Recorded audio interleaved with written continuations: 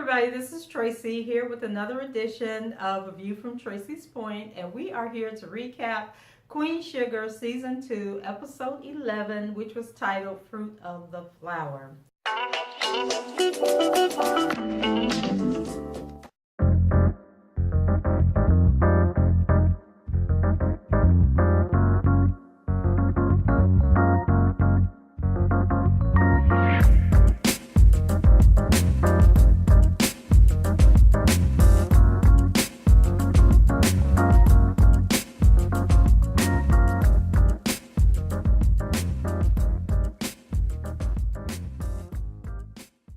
So the show opens with Nova, and she's seeking Charlie's advice on what she should wear for her TV appearance with Dr. Dubois. And Charlie is acting like the fashion police and finally tells Nova that she needs to get to the store and get there quick. And so I'm so happy that Charlie was so frank, because you know Nova be doing the most with her funky little wardrobe, like her free-spirited self.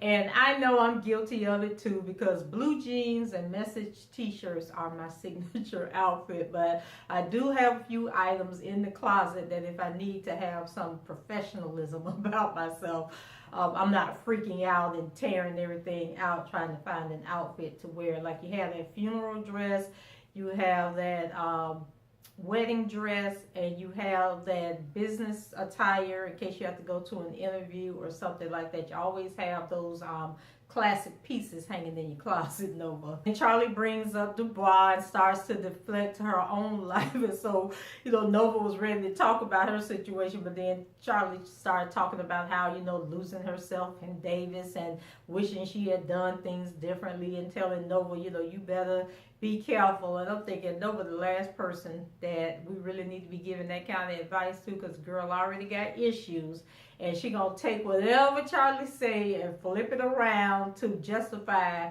the way that she acts towards people and how she treats people, and just allow her to stay deeper and deeper into her shell. Nova takes Charlie's advice and she goes to a clothing boutique. So while she's in there looking for something to wear, the sales clerk comes up and says, oh, can I help you? And so Nova tells her what's going on, and they say, oh, I'll go find some pieces for you. So then Nova's phone rings, and it's Robert, and so he's calling because he found out that the television show had offered Nova a hotel room, and he was trying to figure out, well, why are you staying at a hotel? I thought you were going to stay here with me. So then Nova said that, you know, well, the TV station was offering to pay for it, so, you know, we need to take advantage of whatever or I should take advantage of whatever they're offering. So Robert kind of misses the hesitation in Nova's voice and doesn't realize that they won't be staying in the hotel together. So he was like, yeah, we should do that, you know, see what the city has to offer. So then the salesperson walks over, and you know, she has the items that she had picked out for Nova. So then Nova says, oh, gotta go, I'll call you back. And then she just hung up on man. And I'm just like, why is Nova so intent on ruining this relationship? I just don't get it. So let's head over to Mr. Ralph Angel. So we learned that Ralph Angel was enrolled in school. Didn't know about this, but it popped up on me on this episode. Darla's trying to be encouraging, but you know, he still has that sarcastic, funky attitude of his. And then Darla kind of looked like the window, like, what the hell have I got myself into? So the two end up going to the marriage counseling. Actually, that's where they were on their way to when they were in the car talking about the school. And so Darla says that that the two of them need to learn how to fight fair. Because if you guys remember that episode where the guy, they were at the gas station, and the guy called out to Darla but was calling her by her street name. So Ralph Angel kind of like came at Darla that night. So Darla wanted to put that on the table up front, first thing. Like, he ain't gonna be bringing my past up every time he got an attitude with me. Then the counselor asked them to describe the relationships that they saw their parents having. So Darla says that she never saw her parents fight, and that her mom never questioned her dad about anything, and if she did, she never did it in front of her. Then when Ralph Angel answers, I think he said that his mom died when he was 10 years old, and that but during that time, he only saw his parents kissing and loving on each other. And then he has like this smirk on his face that kind of like feels sort of like he thought he had one up on Darla. Like, yeah, your parents didn't like each other, but my parents they were loving towards each other. So I know better about relationships than you do. But then the counselor says that their answers show that they have never witnessed what they are trying to model their marriage after. So, your parents show you what they want you to see, but you don't know what was really going on, behind closed doors. You don't know what common ground they had, like who was in charge of what and who controlled the finances, who was responsible for paying the bills, who made the decisions about family vacations, did you even go on vacation? So I like the fact that he pointed that out, and so then he tells them he has some homework for them, for when they come back for their next session. Then we have Ralph Angel, and he's attending his first class, and what a coincidence. Remy is the professor. So Remy asks a question and Ralph Angel mumbles the answer under his breath. And I think it was something about weeds. How do you control the weeds or something once you plant your crop? So then this white girl who was sitting in front of Ralph Angel, she, raises her hand and repeats the answer that Ralph Angel gave. So when Remy asks her to expound on her answer, she turns around and flirts with Ralph Angel and says, oh, well, I heard him say, he looked like he know what he's talking about. So then Ralph Angel explains his answer, but can't explain how he got to the answer. And so you kind of got you with that common core, like you can tell me what 2 + 2 is, but you can't tell me how you got to it. So now we got to show you how to get to the answer, which is 4. So Ralph Angel couldn't do any of that. And then he gets all in his feelings and accuses Remy of purposely trying to embarrass him in front of the class. And he doesn't, really get, like Remy was bringing out, like, I wasn't trying to embarrass you, it's about critical thinking, and you need to be able to explain your ideas. And so he was like, no, you was trying to show off, show me up in front of the class, and if you know this, like, after you put me in my place, ain't nobody else, say anything. And I'm like, Ralph Angel, if you don't get out your own damn head, like, ain't nobody thinking about you. Because I don't think too many people were volunteering answers when you mumbled under your breath. So how you going to say that nobody wanted to say anything? And then he just goes on left field and tells Remy, he going to quit the class. And now he understands why him and Charlie together, because they just alike. And they'll walk off like, little brat that he is. We have a scene where Darla and Ralph Angel are having lunch. And I'm wondering, when does her and Charlie actually work at the meal? Because I don't think we have seen Darla actually working since they came back from the mid-season break. These writers be doing too much for me. So anyway, Darla gets upset when Ralph Angel refuses to get serious about their marriage counseling homework. And so she goes to pay the check and Remy walks in. And so he thinks that Ralph Angel is taking out his frustrations about the class on Darla. But then Darla lets him know that she knew nothing about what happened at the class. So then Ralph Angel, he's sitting over there at the table with an attitude because Remy talking to Darla. And I'm like, Darla, I hope you watching all these little signs that's going on. So Ralph Angel, he decides that he's going to get up and leave the restaurant. And I'm thinking, first of all, once again, Darla is paying for the food. So you should be sitting down shutting up somewhere. So he gonna get up and go storming over there. Then Remy was like, hold up, whoa, where you going? And then, Ralph Angel once again going on and on all of his feelings about how Remy was wrong for teaching the class and treating him like a damn student in the class. And then Remy, he decides to be the bigger man and apologize to Ralph Angel for making him feel small or making him feel inferior, and says that, what did he tell Ralph Angel? I got your back and I shouldn't have made you feel that way and I want to apologize, but, he still wanted to come back to the class and get what he cared out of the class. And I really wanted to throw my phone at the TV because I'm like, will y'all stop catering to him? And I mean, I know that's their way of trying to get him to grow up and mature, but it's obviously not working. Somebody needs to cuss Ralph Angel the F out. Just put him in his place. Tell him what y'all really thinking, and maybe he will get the message, because he is working my last damn nerve. Well, he's always working my last nerve, so that's nothing new there. So what? Oh, then they ended up hugging, and then of course Ralph Angel's feeling validated and feeling better about his life because once again somebody catered into his nonsense. Y'all already know. And then after being a butthole the entire episode, at the end of the show, Ralph Angel comes in with his poor man love offerings, and Darla falls for it. And I'm going to be honest with you. I remember Ralph Angel putting the blindfolds on Darla and trying, telling her, and he was a horrible guy. I mean, if Darla didn't realize that man couldn't guide her through a door, something was wrong, because he was like, okay, take 3 steps forward. And then Darla kind of went sideways. Then he was like, take 2 steps to the right. Now you got her in front of the door jam. So she bumps into the door. And then he goes, okay, well, move over a little bit. Then walk forward crossways. I'm like, boy, what are you talking about?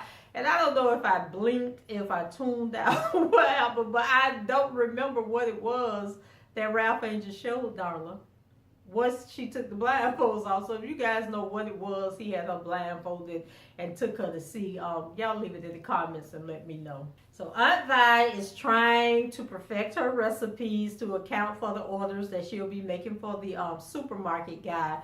And she asked Hollywood, to go mail her signed contract, but he's concerned about her health. And then we learned through their little conversation that she has fibromyalgia, and that's what's causing all her issues. And so at work, Hollywood decides that he's going to invite his new friend Will over to watch the football game, because Will comes up with this story about his woman and the kids going away and how he hates when they go away because he's lonely. And I still don't trust Will. And I don't know if it's because a friend of mine says that he's just not a good actor. But I'm thinking, I don't know, I just don't trust him. It's just something about Will I don't trust. But I hope I'm wrong and Hollywood really has a new friend. So when he gets home, Aunt Vi's still messing with the recipe, and then he lets her know that he invited a friend to come over, and Aunt Vi's like, oh, that's fine, because Sheila having prayer meeting, and I'm going over there to the prayer meeting, and so that'll work out just fine. So when Hollywood sees her like rubbing her hand, she's doing all this here, and he questions, if she's doing too much, and if she's really okay to be trying to do all these orders. And I think in that whole conversation, she also mentioned, maybe baking her pies over at the High Yellow instead of trying to do them at home. And so Aunt Vi get tired of him worrying about her, so she tells him to come on. So he was like, well, where we going? She said, we going to the bedroom so I can show you that I feel good and I'm okay and you ain't got nothing to worry about. I said, okay, Aunt Vi be answering. She knows how to work Mr. Hollywood. All she got to do is put that good loving on him and he shit right on up. Okay, if you hear noise, that's the lawn man cutting my neighbor's yard. So Aunt Vi comes home the following day and is not happy to learn that Will is a white guy. So I was like, Aunt Vi, let me find out you prejudice. So Hollywood, picks up on it and questions her, and Aunt Vi says that she ain't used to having white folks up in her house getting all comfortable eating her food and relaxing on her furniture. So she reminds him that, they're from 2 different generations. I think there's like a 20-year, I think Hollywood is in his 40s and Aunt Vi is in her 60s. But Hollywood is like, no, this ain't got nothing to do with generation gap. This is in your heart. This is what you're feeling. And so I was almost on Aunt Vi's side until the whole racial part came into play. Because I don't like people hanging out at my house either. My home is my refuge from everything else. And I just don't like people just hanging out at my house. Like, I could never, growing up, I used to have friends that we could just go over their house and spend the night and just chill out and do whatever. But I've never been that person. So, like, my daughter, I think I mentioned to you guys that she was moving back in.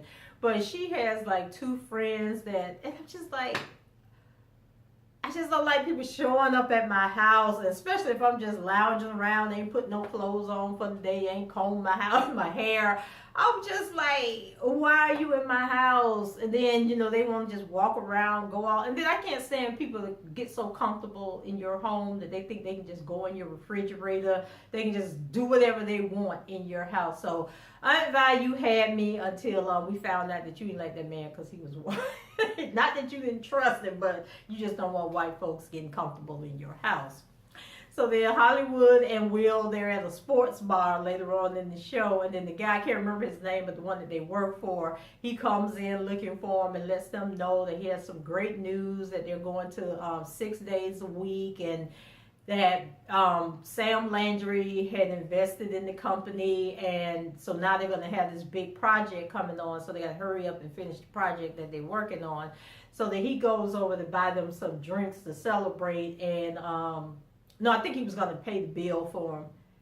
No, he was going to buy him some drinks. I'm sorry, not that it matters, but when he walks away, Hollywood tells Will that he's not going to be able to work there any longer. Will was like, why? He said, because I can't work for Sam Landry. So Will was looking at him like, well, why you can't work for Sam Landry? But of course, Hollywood was smart enough not to go into the details. But I'm thinking, I can't even believe that Hollywood never told Aunt Vi about Sam Landry pulling up in that truck that day. But Sam Landry just be all over the place, and he just can't stay away from the Bordelon family. I don't understand what it is, but he gonna mess around here and get hurt. So Micah and KeKe, you know, they are such a cute couple. They're over at the High Yellow waiting on Lorna to come in for lunch. And we find out that it's Aunt Vi's day off, so Lorna, you safe. You ain't gonna get your food poisoned or anything like that. But Lorna told what's that girl named Roberta that she wanted some coffee, some decaffeinated coffee. Roberta was looking at her like, girl, we don't sell decaf. What do you think you And then they selling the pies up in there because KeKe said she wanted Aunt Vi's coconut cream pie. And then Roberta went to reading off the list of pies that they had. I think they had a lemon supreme and some butternut squash. Some they said some other kind of pie. Whatever it was, I was like, that's a pie. It just didn't sound interesting to me. Micah introduces Lorna to KeKe, and KeKe is like totally fascinated. And we learned that Lorna and Ernest met when she was working at a military base, and I think she said it was in San Diego. And so wherever Lorna works now, she's like the vice president of this company, and she gets to travel all over the world. So KeKe really liked that part of it. But she was letting KeKe, you know, she started from humble beginnings and worked her way up. Then Lorna mentions that she heard KeKe was quite the artist, and KeKe was like, yeah, I'm a painter. And then Lorna asked her to name, you know, who were some of her favorite artists. And then KeKe went to running out this list of black artists that I had never heard of. And she was like, oh, Faith Reingold, Kara Walker, Kerry James Marshall, Glenn Ligon, Nelson Mahuru, and Quintella Davis, and somebody else last name Davis. I had to go Google them names because I had never heard of none of these people. So then that's when Lorna asked her was art school in her future, and then KeKe was explaining that, you know, she can get a scholarship or hopefully she can get a job and save some money to put with her someday fund. And then Micah was like, a someday fund? What's a someday fund? And so she said that she had learned about this art museum in Spain that she wanted to go to, and so she was saving money to one day be able to tour the museum. And then Micah's like, oh, okay, but Lorna, oh my God, well, Micah can tell you all about that because he's been there before. And then he was looking like, you've been there before? You never said anything. But you could tell that Micah, you know, he doesn't want to you know, make KeKe feel bad because she's not in a position to have done the things that he's been afforded to do because of who his parents are. But Lorna, you know, she was throwing that white privilege out. She was like, no, oh yeah, it was like for his birthday or something, she took him while all the other kids were going to bar mitzvahs and stuff. You know, I took Micah over to Spain for a little vacation. And I'm thinking like, Lorna, the girl obviously doesn't have the same opportunities that Micah has had. So can you just like lay low a little bit? I'm trying to like you, trying to welcome you into the fold, but you do stuff like that and it's bothering me. Charley, Lorna, and Remy are out at the property where Charley will host the Brown Sugar Festival. And so they're going over the layout, and Lorna, you know, she's walking behind them and she just has this like smirk on her face, but you can tell she's like skeptical about what Charley is trying to do, but she don't really want to say anything. She's like holding her tongue, trying not to. The way Charley says, she's always looking for perfection, always critiquing and judging her. So you can tell she's kind of like, "Who do I say something or do I not say something?" And, no, I think I do need to say something. So she finally tells Charley that she needs to prioritize, and throwing a party that has no return is a huge risk. at this stage in the game. And so Lorna wants her to focus on Micah. You know, Micah's still dealing with the whole getting arrested and trying to settle into this new life that they have. And then the mill, you know, it just opened up, and she just thinks that it's crazy for Charley to be trying to put on this big festival to compete with the Landrys when it really isn't necessary, and it's something that she can do at a later date. But of course, this just makes Charley that much more determined that she's going to put this damn festival on. So after having lunch with Micah and KeKe, Lorna and Charley meet for a round of golf. And so Lorna asks Charley, you know, why she won't join the golf club. And then Charley sees these two groundskeepers. They're out doing something on the golf course. And so she says, I wonder if they even allow black people to join the club. So then Miss Lorna lets her know that she done already talked to the people and found out that they don't discriminate against black people. They say there ain't no black people never tried to join the place before. So she knew that probably was a lie, but she told Charley that if she wants to be on the same playing field as the Landrys, make a statement by becoming the first black member of this I guess it was like a really famous or rich Sadiddy golf club. And she said, that's what you do. That's how you get their attention. So while they're having their little chit chat, there's like this white guy kind of like standoff in the background. So that he slowly, I think Charley putted the ball and got it into the hole. So he finally walks up and he introduces himself. And so we find out that his name is Martin Benetton. And he's something with the golf club. I couldn't figure out if he was just a member or if he's an owner or whatever was going on with that situation. But he's affiliated with the golf club some kind of way. But he also owns a sugar farm, and he has a 20,000 acre sugar farm. So he's a distant cousin of the Landrys, and he says that he's willing to work with Charley and take his business over there to Queen Sugar because the Landrys won't give him a discount, won't give him the family discount. Then he goes through the history, and I guess Landry's grandfather, his mom was Landry's grandfather's sister, and then she must be having an affair. I think the mom had an affair with somebody, or the mom was poor and wasn't good enough. But anyway, he's the black sheep of the family. Landry, you know, he grinds his sugar at Landry's mill, but they won't give him the family discount for whatever that little situation was back in the day. So he told Charley he'll work with her. And so then when the guy walks off, he gives Charley his card and says, you know, let's get together and talk. So Lorna was basically showing Charley what white privilege really looks like. Like, you got to learn how to work this, you got to learn how to work this system, Charley, to get what you want. So later on, Nova comes over to show Charley her outfit that she purchased for her interview, and she is shocked to find out that Lorna is there. So I guess I didn't tell Nova that Lorna was in town and staying at Charley's. So she's preparing to leave when Lorna stops her, and so we now get more of the Ernest story. And it was a tad bit confusing for me, but we're going to try and work it out, and maybe it'll start making sense to me as I'm reading my notes. So Nova's being her usual. I'm above all of this self. I'm prideful. You can't tell me anything that I don't already know, and I don't need to hear your spiel because I got this covered. You know, but Lorna tells her that she needs to stay and hear the truth for a change. So Nova assumes if Lorna's version is the truth, then that must be calling her mother a liar.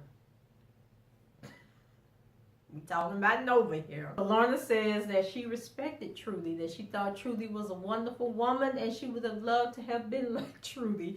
So she says that when she met Ernest, he told her that the woman he loved didn't love him. So he left Louisiana and came to California to try and put some distance between them. So it wasn't until after they were together that he learned that Trudy was pregnant with Nova. And he told her that Trudy was a free-spirited woman and didn't want tradition, like she didn't want a family and all of this stuff. So this was one of the points where I was confused because I couldn't figure out if, I'll wait till I read a little bit more of this to explain why I was confused. So Nova is surprised that Ernest discussed her mother with Lorna. Lorna admits that on their first date, Ernest admitted loving Trudy, and the two ended up together because they wanted the same things, which was marriage, family, the house with a picket fence, the dog, and all that stuff. So when they learned that Trudy had a baby, Ernest returned to St. Joe to confront her. And so this is where I was confused, because at first I thought she was saying that Ernest got to California, got situated, and then received word that Trudy was pregnant, and then went back to Louisiana. But then as they kept talking and the show went on, it seemed like Trudy had the baby, and then it wasn't until later on after Trudy and it wasn't until later on after Lorna and Ernest had gotten married, she'd gotten pregnant and had Charley, and they were living their life, that they found out about Nova, and then he decided to go back to St. Joe. So if you guys are clear on how that whole situation played out, leave it in the comments and let me know. So Lorna was saying that when Ernest decided to go back to St. Joe and confront Trudy for having Nova and not letting him know anything about it, that she was terrified to let him go back because she thought she was going to lose him. But then it seems like she went with him. And I guess that's how she met Trudy. And I don't know if Lorna and Ernest lived in St. Josephine. Like I said, the story was kind of sketchy. It was really kind of sketchy for me. And so she said that Trudy told her that she fell in love with someone who was hiding inside of Ernest but wasn't Ernest. Now I don't know what the hell that meant. Because it was like she was talking about Ernest going to confront Trudy, but then all of a sudden it turned into her and Trudy having this weird conversation. So Lorna was afraid, like I said, Lorna was afraid, to let him go, but, seemed like she had no choice, but says that she admired Trudy's ability to let him go even though she knew she was pregnant. So was she pregnant when they went to St. Joe and Lorna met her for the first time? Or was Trudy saying that she knew she was pregnant when Ernest left, but she allowed him to leave anyway without telling him because she didn't want him to stay because of the pregnancy? I don't know, y'all. Help me out here. So she then asked Nova if she really thinks that she could have taken anything away from her mother that her mother didn't want to give. And I was like, wow, okay.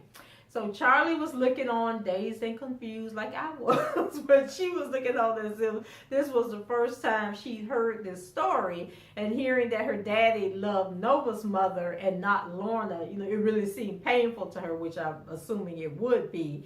And so I was perplexed because we still didn't find out how Trudy and Ernest ended up with Ralph Angel and married.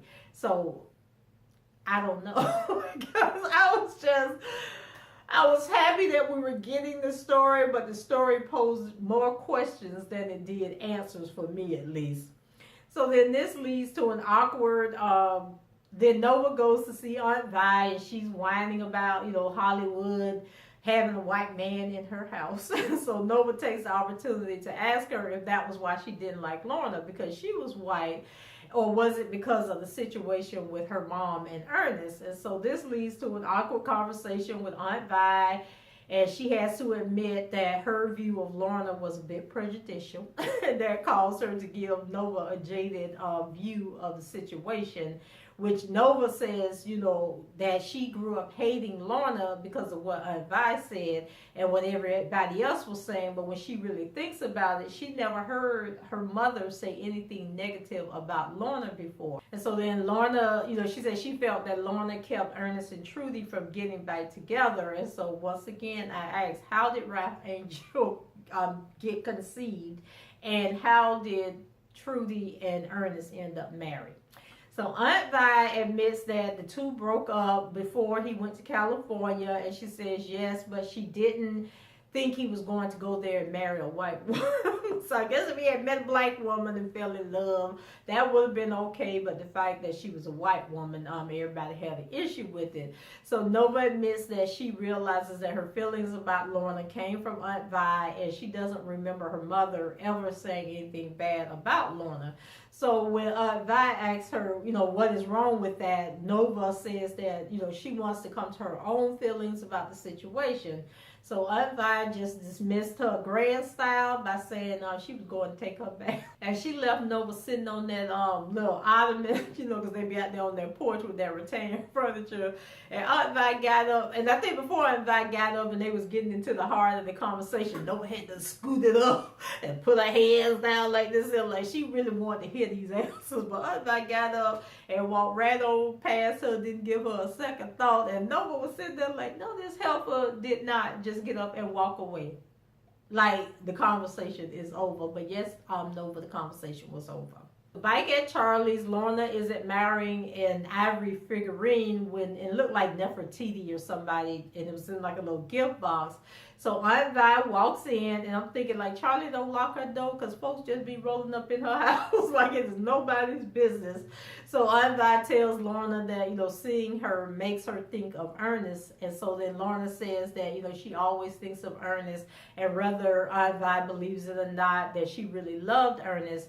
And she didn't mean to hurt anyone, by the two of them falling in love. And so Aunt Vi says that she knows that Lorna really loved him, and she knows that Lorna didn't mean to hurt anybody. She said, but it goes both ways. Sometimes you hurt people without meaning to hurt people. And then she walks out, and Lorna was looking like that meant a lot to her. For Aunt Vi to give her the coded apology, and she was willing to accept it, so I'm going to accept it also. So the show ends with Nova in Robert's condo. She flew to Atlanta to see him.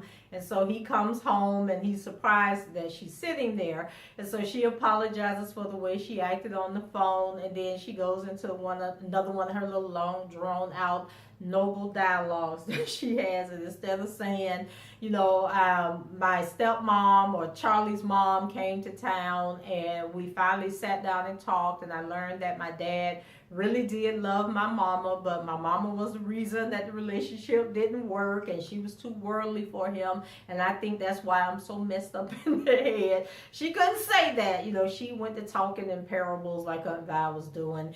And so Robert takes her, into his arms, because he obviously understood, because that was on his level, and he lets her know that, he's there for her, he's got her back, and, everything's gonna be all right. And so I'm sitting there like, Nova, just let your guard down.